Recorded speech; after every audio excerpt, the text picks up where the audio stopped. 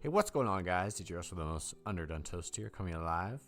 I'm joined by Z Buckner for episode 15 of the Social Eclipse Podcast. Buck, how are you doing today? I'm doing great. How are you?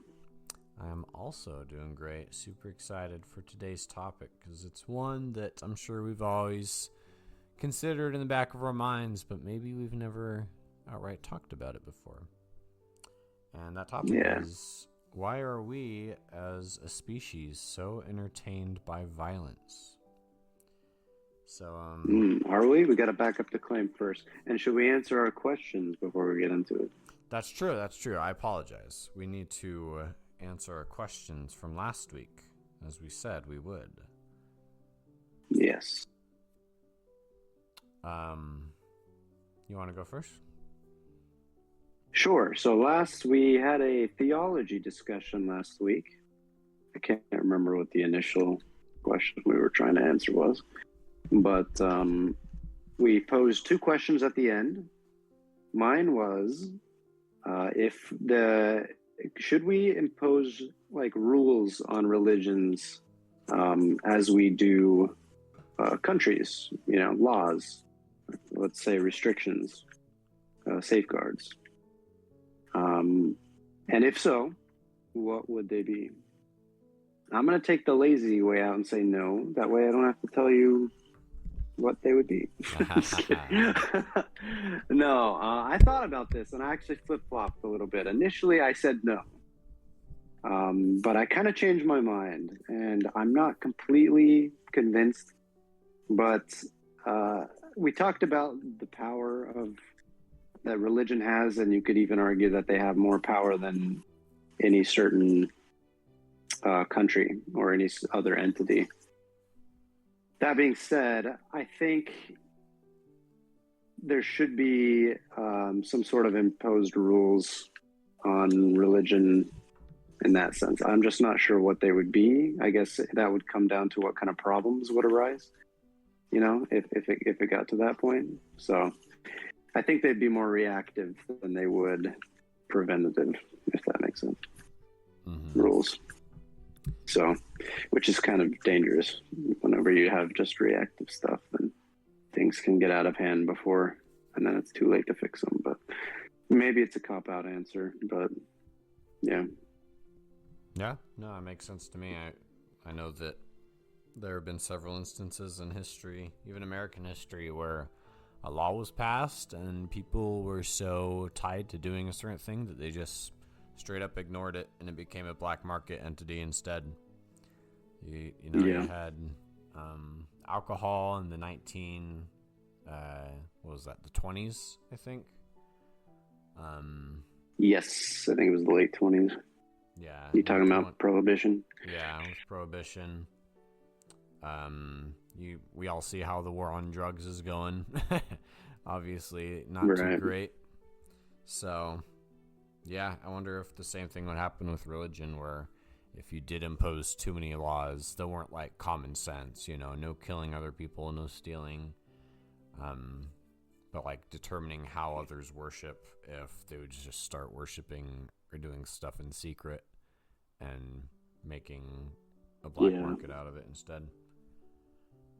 Yeah, I'm not sure the rules would be like along the lines of controlling their theology. Like you can't believe this, you can't believe this. I think it's like the impact they can have on the rest of the world. Like you're allowed to do these kind of things and these kind of things. And there's a lot of countries where the laws in the country are very much aligned with religion. And, because of religion, and that could get out of hand when you talk about international relations and whatnot. So. Mm-hmm. For sure. Yeah, it's not as much what you can believe and what you can practice as it is like how it affects people who don't believe that. Yeah. Well, sweet. Well, great question. My question from last week was, if it did become known to all of humanity that there was a single God, then how would it change on how we treat each other?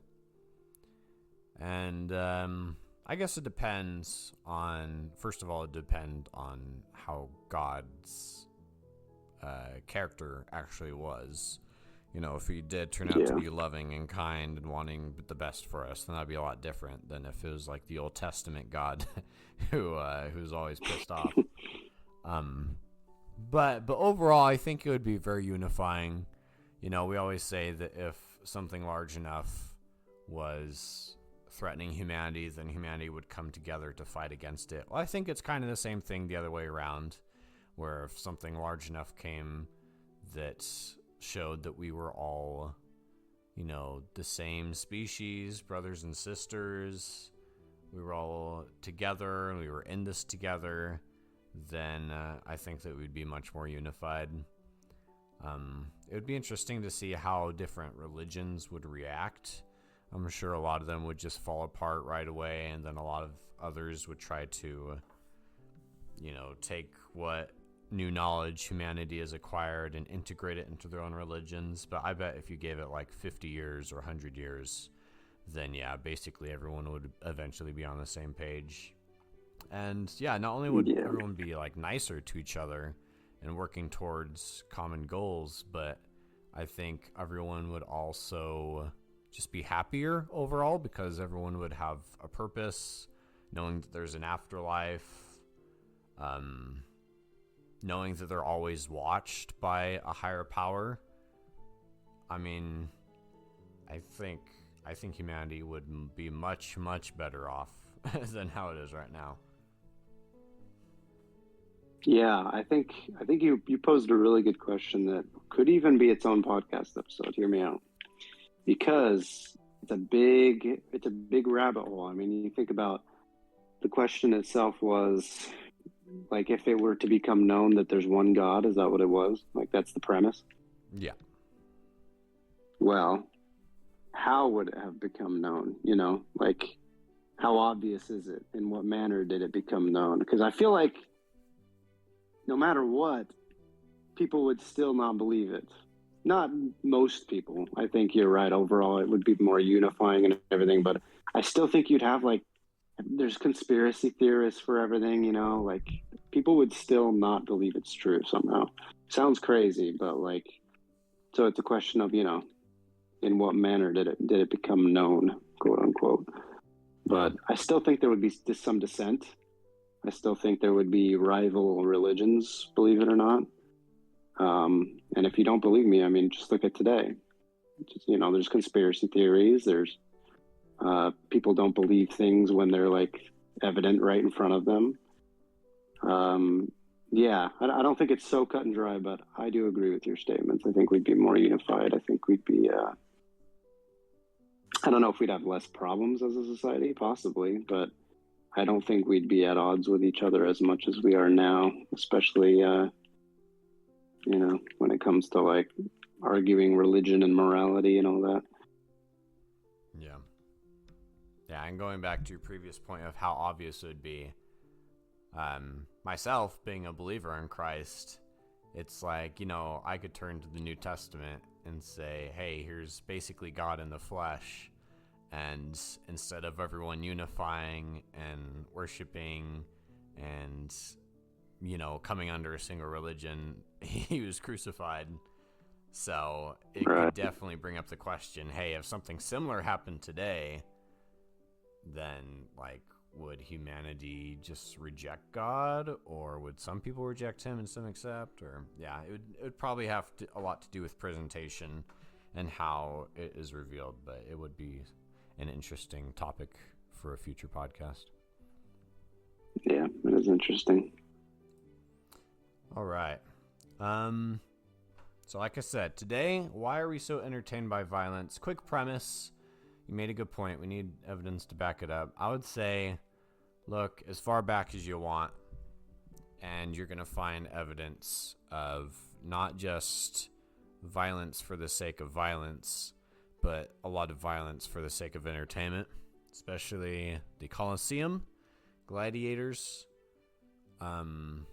And if you want to look to modern days, you could look at things like action movies, which I believe is the most popular genre, and video games, where you have first-person shooters being such a large thing, along with fantasy and sci-fi and I mean, it seems like everywhere we look, entertainment is constantly enveloped in hurting either another human or hurting another life form of some sort. So we got to ask ourselves, the hard questions. Why is that? It's a good question. I've been looking forward to this episode because I feel like it comes up like in the mainstream news every couple of years. I don't think it's as big a talking point as it was. It feels like it was bigger when we were kids, like around Call of Duty, when Call of Duty was much bigger, like Modern Warfare, when school shootings in the US kind of started rising. I mean, nowadays, as sad as it sounds, like it's almost an everyday thing. But back then, like every school shooting was like covered in the news, and I felt like all the time people like that's what they would blame, right? You still hear it here and there, but I feel like it was much worse back then. But every now and again, you hear the same argument. Why are we glorifying violence? Why is it our source of entertainment? But you're absolutely right. I mean, it's not a modern day thing. You can't just blame video games or whatever, or movies. I mean, the gladiators were thousands of years ago, and that was arguably the most popular form of entertainment back then. If you lived in Rome, everybody looked forward to the gladiator pits, and so it seems to be something that's what's the word? It's humanity. It's part of our DNA. We seem to, not all of us, but generally we seem to enjoy it. It's not something that's learned. It's just something that's enjoyed. So yeah, it has to say something about like our genome, like our actual evolutionary roots. Because I remember a few episodes where we talked about encountering aliens someday. We mentioned like, hey, what if aliens approach us and they're so high in technology, and our immediate reaction is like, hey, we gotta defend ourselves, they might kill us. But their side of things is they've never even considered violence as a concept before. Like, they don't know what it is. They've never thought about it, or at least not for millions of years, because they're so advanced, right? I mean, you could make the argument that all life can only exist and survive through violence, or at least competition. But yeah, it's definitely a certainty that humanity has violence. We've had wars for as long as I can remember. I don't know how many battles or wars the cavemen had, but I know that ever since developed civilizations have become a thing, we've had constant battles, wars, killings. So there's got to be something deep in us. Yeah. There's got to be something really deep in us that tells us that we need violence in some aspect. Yeah, I have a theory that we could bounce off of just as a jumping point. So I've taken like storytelling classes. I'm a communications major. I studied video production. It's what I do. I make videos. But I was very interested as a kid in just stories. English. I loved English. I loved reading. I loved writing. So I took a lot of classes where we talked about what makes a good story, story structure and everything. And I'm going to generalize that into entertainment, not just literature and not just movies and video, but like, let's just say entertainment in general. Anybody who's taken any sort of entertainment classes on how to make good entertainment, what's the number one thing? Do you know what I'm going to say? The number one thing you need in a story, like before anything. Good plot? Nope, not quite. Good try. It's conflict is the number one. When I first heard that, I was like, really? Like, for some reason, I remember I was like in middle school or something. I was like, really? Like, everything has conflict? Like, it sounds stupid, but to an 11-year-old, it's like, can I really? It was almost a challenge. Can I make something that doesn't have conflict, But every source of entertainment you ever watch, even like a baking competition, there's conflict. Someone has to solve this problem, and it's not always person versus person. I remember in class they gave us, columns. name stories that have this kind. And, it's person versus person, person versus like internal conflict. It's person versus like external, like nature, like natural disasters or animals or what have you. But every story, for it to be quote unquote entertainment and for it to be entertaining, has to have some sort of conflict, for it to be interesting. And I guess violence is the most extreme form of conflict, because it pertains to our survival instincts. That's why we relate to it in a story. Nothing's interesting if there's no need to overcome something. And maybe violence is just the extreme form of wanting to overcome. I mean, take a video game like Destiny, where the conflict is aliens coming to Earth and threatening our very existence. And what's the answer to that? Well, we got to protect ourselves. We got to defend ourselves. We got to forge heroes. But that's violence, at its core. So I think it's like a basic building.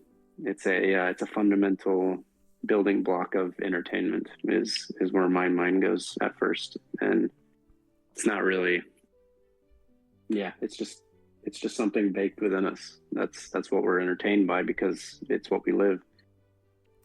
Yeah, I know that one huge thing, especially these days with Marvel, is superheroes.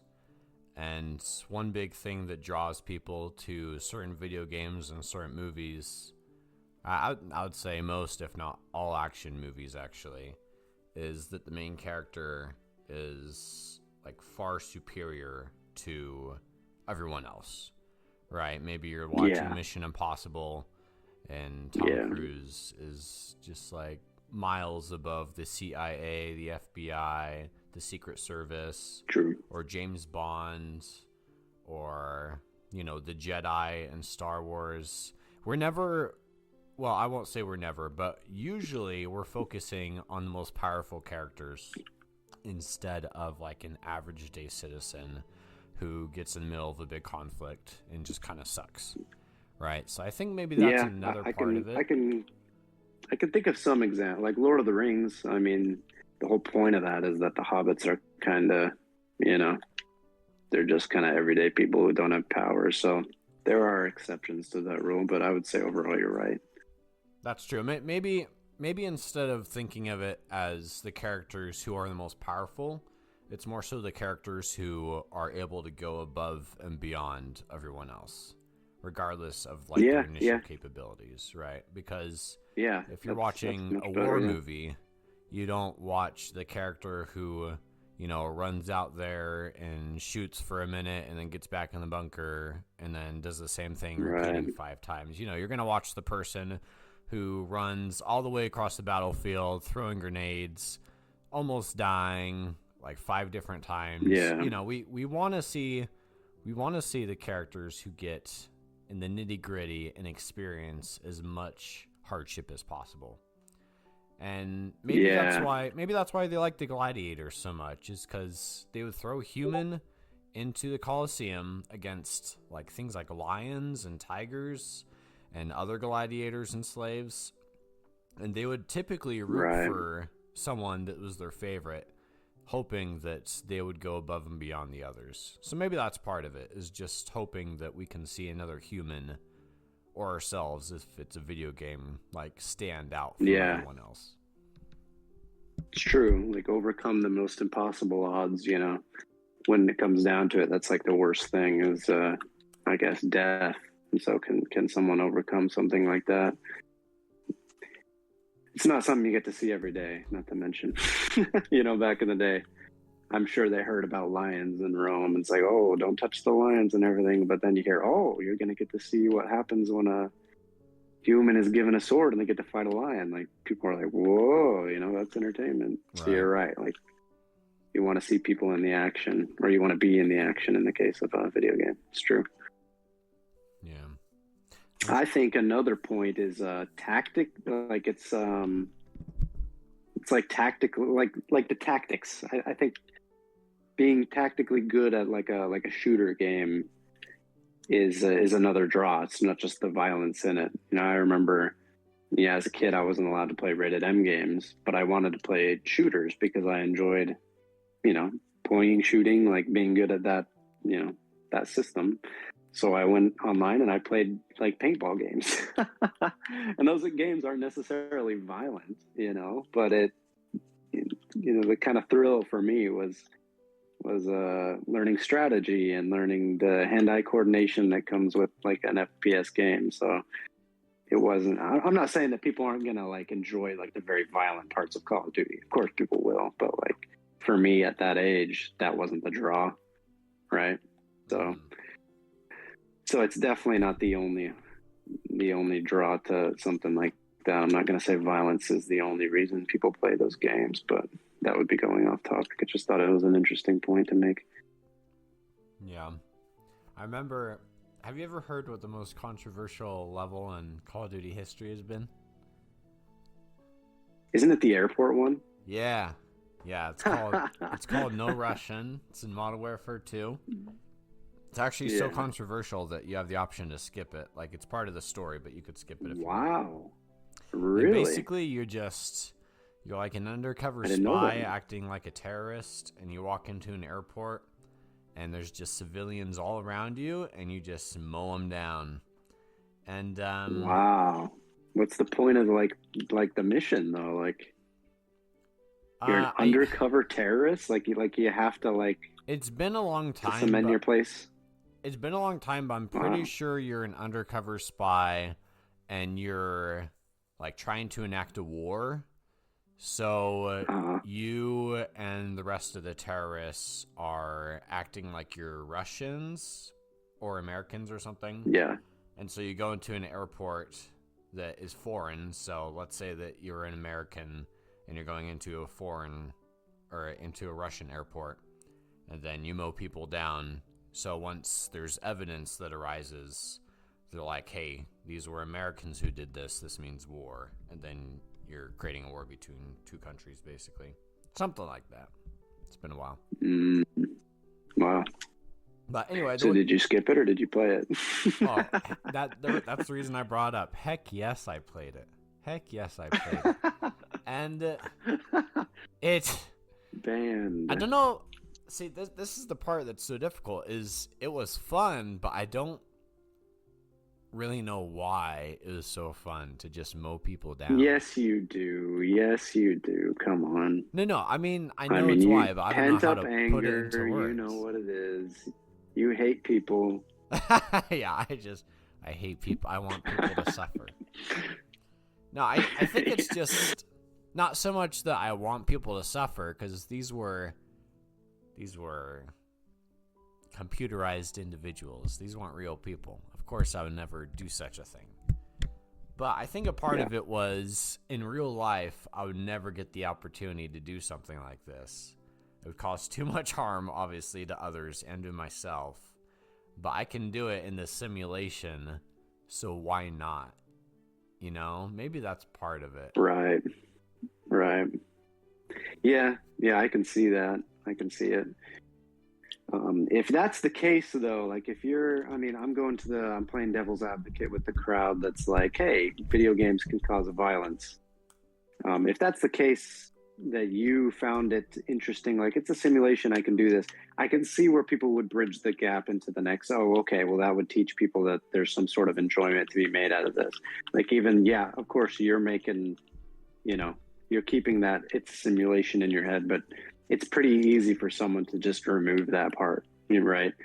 So, yeah, I can see where someone might make a distinction between those two. I'm not saying I fully agree with that point, but, and I don't know if that's the point of the episode, if we're trying to argue that they're right or wrong, but I can see why it's a controversial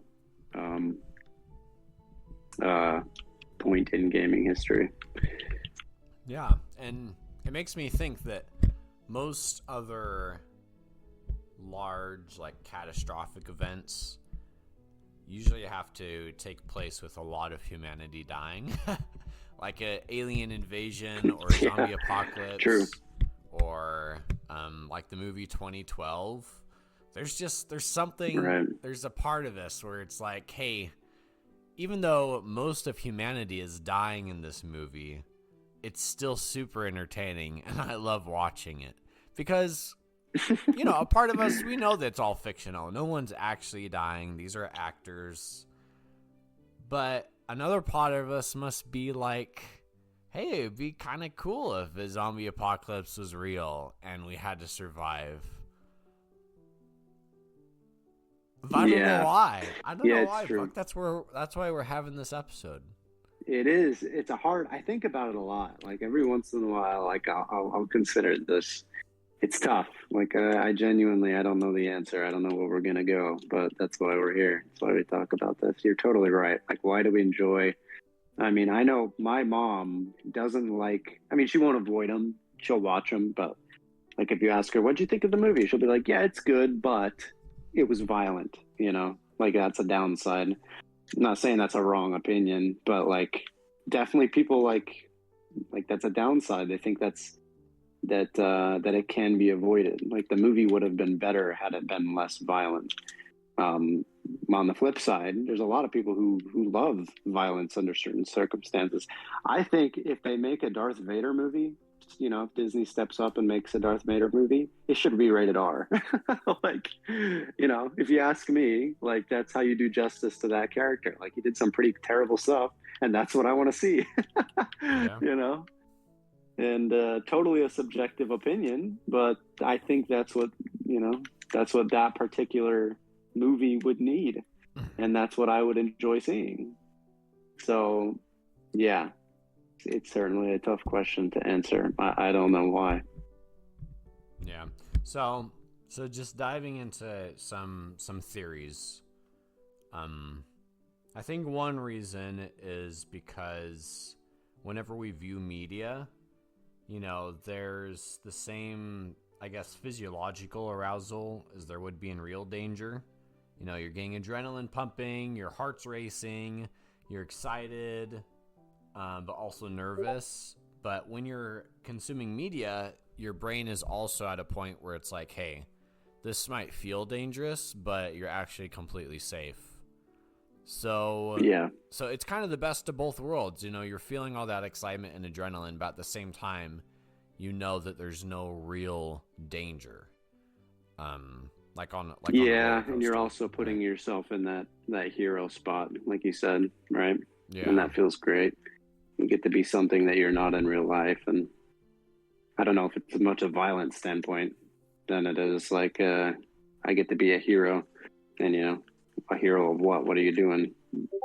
Saving humanity, or I mean, it's the same thing when you play like sports games, right? It's just it's not violence. It's like, hey, I get to be a cool soccer player or a football player or whatever. Yeah, no, it's true. And there are plenty of adrenaline junkies who do like rock climbing or dirt bike riding. Yeah. And yeah, those never really have much violence in them, but people do it because of that reason, because they're getting that adrenaline that's making them feel good and excited. Yeah, it's dangerous because, you can get, I'm sure, if we talk to people like school shooters who survived, they weren't shot or whatever, and we asked them, like, did you enjoy it? Was it a thrill or whatever? Like, as dark as that sounds, I'm sure some of them would say yes. Like, that was enjoyable. It got steam off their chest or did this or did that. So it's not necessarily a good thing either. Like that can be used for dark purposes. Mm-hmm. For sure. I think another reason would probably be because maybe it's a good release of like stress, maybe. Maybe you had a really tough day at work and you come home and obviously you can't punch a hole through your wall because that's going to cause some real damage. But you can like hop on to Call of Duty and kill a bunch of zombies. And maybe that's not the right take, because I could also see you playing a game and getting more stressed and getting more angry.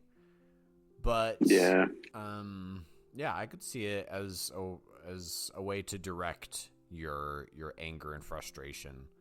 Whether it actually releases it or not, I guess depends on the game and how well you do in that game. But it's definitely a way to direct that to something other than people around you. Absolutely. And here, I'll ask you a question, and this is very roundabout, but is it violence? Let's say a robot. Let's say you've got a robot, no life, and I kill it. I shoot it with a gun, and it explodes. Is that violence? I would say yes. Really? You would say yes. Okay. Because my point was going to be like, okay, so why don't we just have video games where we're not shooting life forms? I mean, heck, why don't we just like shoot? I mean, rocks wouldn't be fun because they're not moving. There's no strategy. But let's say like almost like a firing range, right? There's moving like boards. Well, I mean, that's not as fun because number one, they're not shooting back at you. There's not as much of a challenge, right? So what do? You make a move. So let's say moving robots that maybe shoot back at you and they're not living. And I guess you would still qualify that as violence. But, even still, I think you would agree that's a step down from shooting like an alien or a person, right? Shooting robots. Yeah, for sure. Like on the violence meter, I guess is a step down. Do you get the same, if we're arguing that violence is entertainment and we enjoy violence, would you equate shooting a bunch of robots on screen just as satisfying as shooting aliens on screen? Yeah, I would say so, because for some reason I can't think of any examples off the top of my head, but I could imagine myself playing a video game where I'm shooting at aliens and I'm shooting at robots, and sometimes the two are actually intermixed. And I don't think it's going to affect how much I'm enjoying the game as long as they're as equally challenging as one another. Like you said before, if it's just a moving target and that's it, that's not going to be nearly as much fun as something that's shooting back at me, dodging, jumping in the air. You need a challenge in order to make it fun. Right. See, my argument is, like you said, part of it is challenge, whether we're doing it ourselves or we're watching someone else fulfill a challenge. Like, that's satisfying. I don't think violence is much of a factor.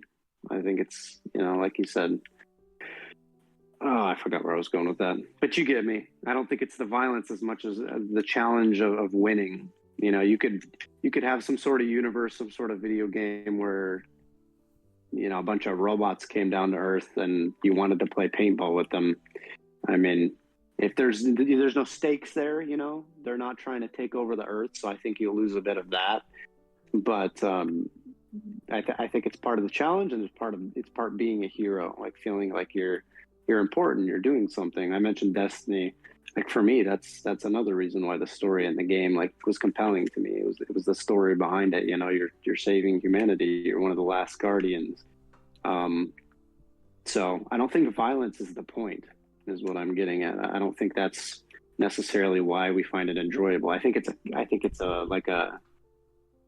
like a key to get there. It's what's the word? It's a variable. Yeah, it's a means. There you go. It's a means to get to that point, and it's an effective means. But I don't think therein is the point. I don't get on like shooter games because I want to see a bunch of blood. Not saying no one would. I'm just saying, like, that's not most people. You could find fault in anything and anybody, but I don't think at large that's the point of these video games or these movies or any forms of entertainment with violence. That's a great point. Let me add on to that, and then I'm going to give a counter argument.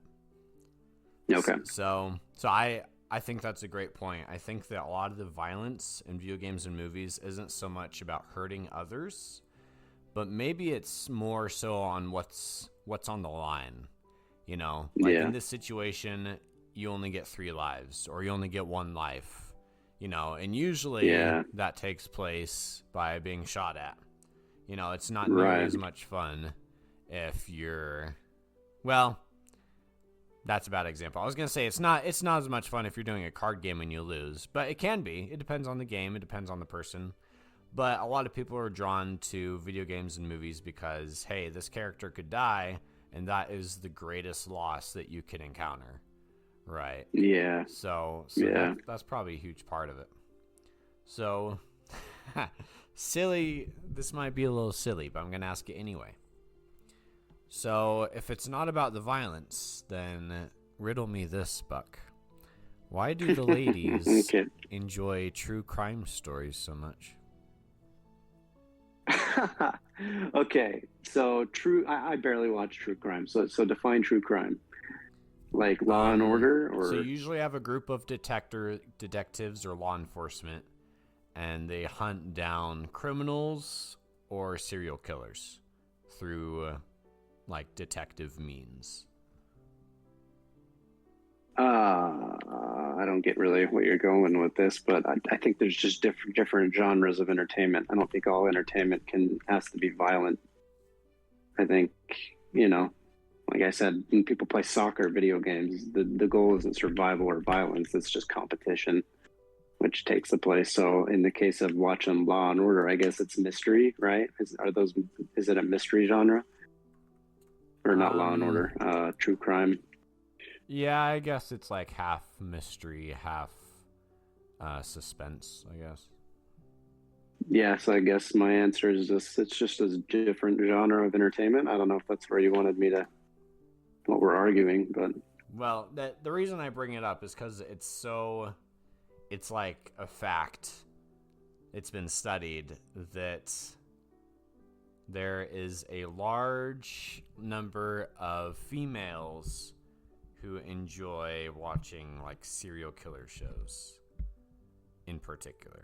oh, I see. Like the subject matter has to do with serial killers. Yeah, like I see what serial you're getting at. killers. Yeah, I'll just leave it at that. Like serial killers. The ladies like watching Okay. shows about catching serial killers. I see where you're getting at. So are you trying to argue that they're more afraid of serial killers? No, I'm just trying to give another take on because Okay. you brought up a really good point that maybe it's not about the violence, it's about what's on the line. But Uh-huh. I'm trying to throw a curveball by saying, okay, so why are there Right. some exceptions or seemingly exceptions, like ladies liking serial killers in particular? Because it's sexy to be a serial killer, don't you know? Oh, good to know. And most serial killers are men. There you go. That's my answer. No, I think it's a good counter argument. I'm not sure. I'm not. That's a good point. Okay, I'm not too sure either. I'm just bringing it up for fun. Yeah, no, that's a good point. A few other theories. I think we've brought up some good things so far. Another one is violence just makes us feel like emotions more deeply, right? Oh, true. If a character gets into a fight and then somehow their spouse gets in the middle of it and they die, then usually it takes some violence to make us feel like the saddest of sads or the angriest of angries, or wanting to get revenge or justice. Usually it takes some violence in those circumstances, I feel like. So, when it comes to playing a range on our emotions and what we can experience, especially with movies and games, if they really want to pull on your heartstrings, then that means that, something bad has to be happening to people. And if something bad's happening to people, it's, pretty common that's through a form of violence. Yeah, I really do. You're right. I think comes down to conflict is most entertaining when it comes to telling a story or even just watching something unfold. Like if a movie had like 10 people in a room and they argued like bad, like they had big breakups and like drama this, drama that. And then you take the exact same movie, but then in the middle, it's going the same way. And then in the middle, instead of just arguing, one of them kills the other. Like, to me, that's a more interesting story. I know not everyone will agree, but to me, that's more interesting. And it's not because, oh yeah, it's violent. Woo, violence. No, it's just like, that's interesting. You took it to the extreme of the extremes and someone killed the other. Okay. What does that mean? How are people going to react to that? Like it's drama. Like it's hard drama. And so like, just for me, like it's hard to enjoy like movies and stuff. if there's not good drama in it. I can't watch like Downton Abbey. I tried to watch Downton Abbey with my sister, and I'm not gonna lie, like it's interesting. Like the concept is interesting, but it's not as interesting to me as something like Game of Thrones, which is, I know those seem like totally different shows, but if you think about it, they have a lot of similarities. Rich people trying to hold on to power, drama, interacting with each other, totally different genres. I get it. But one of them has death and betrayals and like big wars and hard drama. And I latch onto that. I find that much more interesting. And I think the majority of people would agree with me that, something like death and violence really ups the stakes like big time. It's almost an easy way to generate a ton of interest in anything. Mm-hmm. If the gladiator arena was like four really smart people like arguing in a pit over philosophy, like, yeah, that's interesting. But do you think it would have drawn the big crowds that the gladiator arena saw, in ancient Rome? I highly doubt it. Right, for sure. Okay, so just a quick summary on like our theories so far. So violence like raises the stakes. There's more on the line. It helps us release some adrenaline, maybe even some like anger, frustration towards something that's not going to cause any real life stakes. It gives us like that fantasy of going above and beyond just what a normal person goes through. Being the hero in the story, doing more than just the ordinary. And then we also made the point that maybe it's not specifically about the violence. Oh, but it's more about what's on the line. I already said that. So, okay. Well, I think we have some really good ideas so far then. And, we're only 42 minutes in, so we could make this a little bit of a shorter episode, or we could veer Well, off. I could ask another thing. Sure.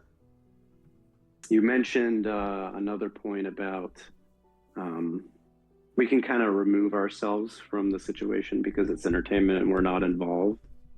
Okay, well then, what if real people are involved, like the gladiator pits? Let's say watching boxing or watching football. Yeah, we're not involved, but there are real people getting hurt, and somehow we still find it entertaining. And I recognize that, like, if somebody gets seriously hurt, like playing football, and like someone gets so hurt that an ambulance comes out, like, we don't look for that kind of stuff. We don't enjoy that kind of stuff. But regardless, there's still violence happening in front of us, and people are getting hurt. So why are we able to? Is it a lack of, empathy? Is it, why can we still remove ourselves, even though it's not just us? We still enjoy other people like going at each other. Is it competition? Yeah, maybe part of it is knowing that they've consented. And, maybe you can't say that about the gladiators, but when it comes to things like boxing or football or MMA, or I guess most sports, they know what's on the line. They know that they could get injured, but you as a viewer are taking that into account, and you're saying like, hey, I get to watch people hurt each other, but it's okay because they know what they're getting themselves into, and therefore there's no accountability on my part. I don't need to answer for anything bad that happens because they knew the stakes going in. Do you think the people in the gladiator arena, like the spectators, were morally wrong for enjoying that because it was against their will? I would say so. Look, if you're trying to do something like that today, then people would most certainly be against it. We've seen the Hunger Game movies, right? And it's even more controversial because it's kids instead of adults. Yep, that's a good point. Talk about the morality of forcing people to like kill each other who don't want to do it. Yeah, and maybe the reason they were able to accept it back then is because I don't know how they interpret the gladiators, but I know that a lot of the gladiators were slaves, which people thought of as property or not human, or they were criminals who had stolen from people or raped or killed. So maybe that's why back then people were a little bit more lenient into watching people become gladiators, is because they're like, hey, these aren't ordinary people like you and me. You know, these are either property or criminals who it's okay if they die. That's a good point. Yeah. Didn't they even prisoners of war? Didn't they put them in the pits? Yeah. So there's like a disconnect. Like they're not part of our society. I'm not saying that's right, but there was also that disconnect. Like, hey, they fought us in the war and they were at the other side. And yeah, I can see you're probably right. That's probably how they justified it in their heads. So the Colosseum was in a way a sort of public execution. We know that throughout history, hangings or beheadings even used to be super common. And whenever those took place in a public area, people would flock to there. You know, they want to shield their eyes and avoid the spot, but there would be large crowds to watch. Why do you think that's a good point? That's a really good point. I didn't think about that. Obviously, I think we can just say hate for some of them. Like you talk about like lynchings and in America, right? Like that's clearly like those are hate acts. And people would flock to those for that reason. But with public executions, I didn't think we were going to go there. Like, you know, the guillotine in France or hangings or whatever in the public square. I'm not sure, you know, would I be the kind of person who would want to see that? That sounds kind of sick, but I would go. I would think not, but maybe my curiosity would get the better of me. You know, I don't know. Yeah, I think I would go, and I'm trying to figure out why. It goes back to playing that Modern Warfare 2 level where you just like mow people down, right? It's like, okay, you know what? Maybe it is just curiosity. Maybe it's just saying like, hey, maybe. Yeah, I don't get to see something like this very often. Let's experience it just for the sake of experiencing it. But then again, you don't say that about other things like baking a cake or going and climbing a mountain. I mean, you do say that with stuff like that. Yeah, but not. I don't know, maybe I'm overestimating how many people would be interested in public executions. But I don't know. Back then, I don't know. I think it'd be pretty popular. It seems like it was pretty popular. Like, hey, yeah, there's a public execution going on. Let's go check it out. Instead of I know. In all the movies, they bring it's like a cliche in the movies. They bring their kids and make them watch. Yeah, this is what the world is like, son. You know, because that's what they were meant to be. Like public executions were there to scare. You know, if you're like this guy, this is what happens. So they wanted you to watch it. I don't know. I don't think it's I think part of it's kind of like the gladiator pits and, you know, the Colosseum in the sense that you could remove, like, this isn't me. And not only that, I can't do anything about it. Like, even if I don't think it was right that the guy's executed, you still can't, it's not like you can do anything about it, right? So I guess there's no guilt. I guess there's a disconnect there. But I don't know. I feel like it's one of those things where I'd want to see one, and then once I saw one, I probably wouldn't want to see it again. You know, that's what I would imagine. So, yeah. I don't know. When we thought we got it all figured out, then I thought of that. Yeah, you threw a wrench. You threw a wrench in there. Yeah. That's a good point. That's a really good point. Yeah, I mean, death in general isn't something we see very often these days unless it's predicted. So, yeah, maybe another part of it,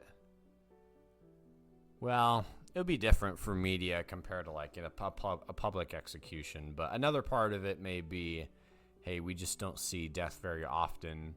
Here it is in a controlled environment where I could go see someone die. Like, let's go see. what it's like. But that doesn't, Yeah, that's I mean, not there's really that part morbid of. curiosity. Yeah, that doesn't really go back to like entertainment though. That's not why we watch movies or play games. It's not because we're curious about how something's gonna blow up. It's Right. We're going in a different place, and you're right. But I do think that morbid curiosity it exists, I don't think, again, you can make evidence to the contrary for almost every point, but I don't think 99% of people are going to look up beheadings on the dark web because, they get off on that kind of thing. Like, it's like, oh, this is awesome. It's just morbid curiosity, for the large majority. But again, it's not even entertainment at that point. Yeah. So. Yeah, for sure. I feel like we're missing something here. What else? On violent entertainment. Question? No, I feel like there's another, like you brought up the whole thing with public executions. Like, I feel like we could find another plot twist here, another variable. I don't know. Where else do we see Think of another scenario. I guess nature. Do people enjoy watching violence in nature? I mean, sometimes you watch nature documentaries and you watch orcas surrounding the seals and eating them, or lions chasing the gazelles. And I don't think that's so much for entertainment either, though. I think we do that more so from an educational standpoint and curiosity. Yeah. Right. Then that's true. This is so entertaining watching a lion chase a bunch of gazelles and eat them. Yeah. And those nature documentaries, they hit on both. They're entertaining and they're also like educational. Yeah. But nobody really watches that and looks forward to I can't wait to watch. Well, actually, I'm going to take that back. I don't know if that's true. If they advertised a new nature documentary and they're like, oh, you're going to get to see an anaconda swallow an alligator. Dude, I'd be like, yeah, let me see that. Yeah. I want to see that, So maybe there can be a crossover there. Yeah. Yeah, that's true. I've seen online videos of like black widows fighting scorpions, and I thought that was really interesting. Yeah, it is entertainment sometimes. But when it's like a cute seal being devoured by a whale, our brain goes, oh no, cute seal, it's not entertaining. This is just, at that point, it's just educational. Yeah. So it's almost like a subconscious switch in our brains, right? Like we don't really control it. I've got another one for you. This didn't happen so much in our high school, but in a lot of high schools, fighting is a big thing. And you know what happens whenever two people fight? A big crowd comes around and they don't break it up. They say, fight, fight, fight. Yeah. Why is that? Drama. It's drama. Two people we know personally are getting into it. Who's going to come out on top? It's just like gladiator pits, just on a smaller scale. It's the Hunger Games. That's true. That is. Yeah, it throws it's different, It's not the norm. I think it's kind of the same, if you found two guys that were, instead of fighting each other, they were doing something wild and wacky. They were playing jazz music. One of them had a saxophone, the other a trumpet, and they're going crazy. It draws a crowd. It's entertainment. It's different. It's away from the norm. If you had a high school where everybody was fighting each other, like every 10 minutes there'd be a fight, I don't think it'd be as interesting. Yeah, that's true. Yeah, you're right. It's probably just more for the drama, because if one of those students pulled out a switchblade and suddenly started trying to stab the other guy, then people aren't going to be cheering that on, right? People are going to be saying, break it up, stop. So part of it, I guess the stakes aren't quite big enough when it's just fists. Right. Yeah. We can kind of be like, hurt, but no one's gonna probably end up in the hospital or die. Yeah, it's a good point. Like if it got out of hand, I mean, you don't even need a teacher at that point. If you saw a fight between two guys like kicking each other, Bet you no one would stand in. But if one of them starts like throwing a chair at the other one, people would start being like, okay, like let's stop. Right. Yeah. So once blood is drawn, people are like, okay, this is no longer entertaining, drama. It's serious, and that's good. Good for us that we can draw a line there, I guess. So going back to public executions for a second, like we said, we'd think that if they brought back the gladiators, people would condemn them. But I don't know, man. I was just about to say, if they made like public executions a thing again and televised them, do we think that society would like condemn that, or do you think people would just tune in and be like, well, it's just how it goes? I bet you'd find a large majority of the population who would not enjoy, but would majority. Let's say vote. No. Did I say majority? I'd just say a large portion of the population. I don't think it's majority, but I don't know. If I'd spitball, maybe 25%, 30%, a third that would sign off on public executions. I think it's bigger than you think. And also, I bet you could find a large crowd that's like, hey, instead of the death penalty, why don't we just make them continually fight just to prolong their life? They might as well get some entertainment out of it. I definitely could see people. I don't think it's as big of a number that would agree to that one, but maybe I'm wrong. No, I think you're right. I think a lot of people would root for it, but I also think that the majority of people would probably condemn it.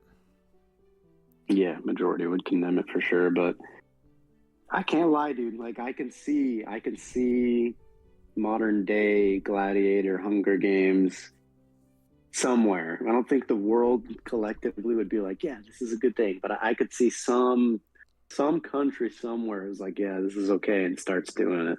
Like that's not super far-fetched to me. Right. Yeah, especially I mean, third world if we did it once, we could do it again. Yeah. Especially what? Just like especially third world countries, like I could see, if you have captured prisoners in one of those really terrible African countries that have been taken over, then I could see the government just making them fight each other to the death or something.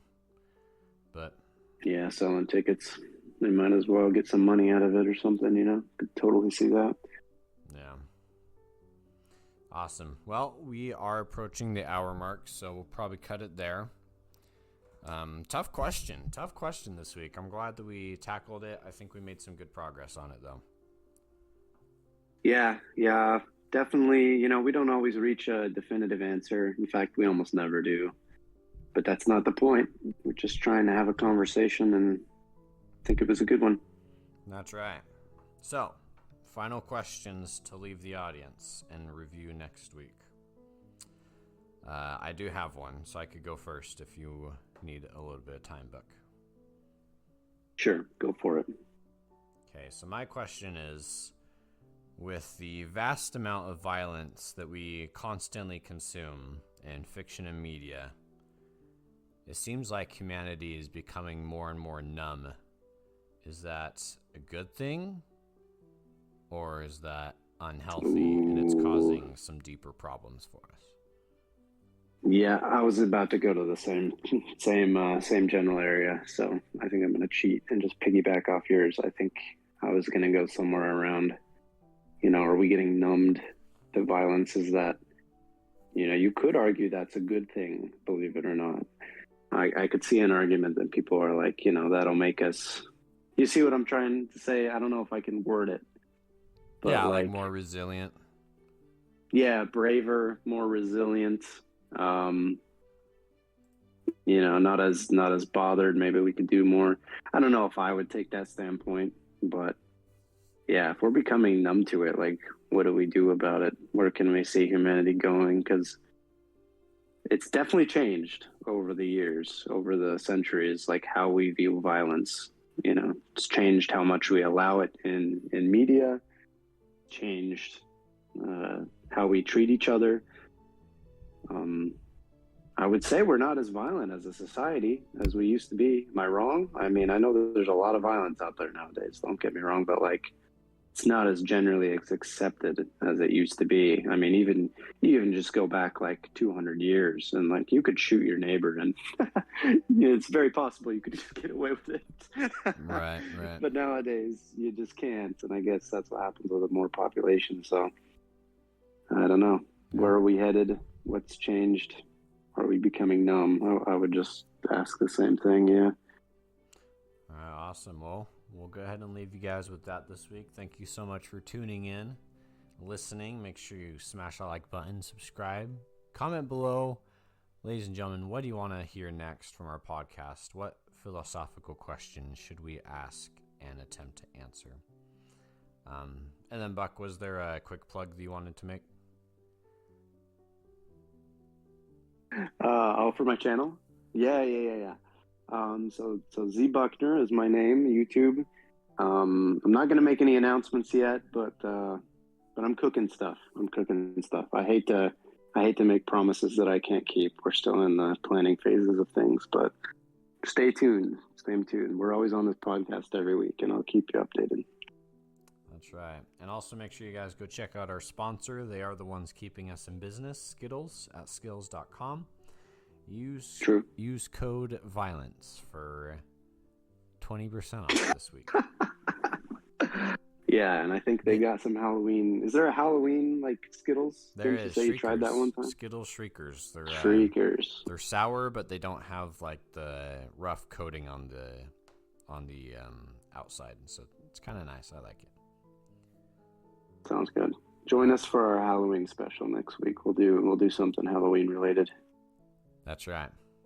All right, we'll see you guys.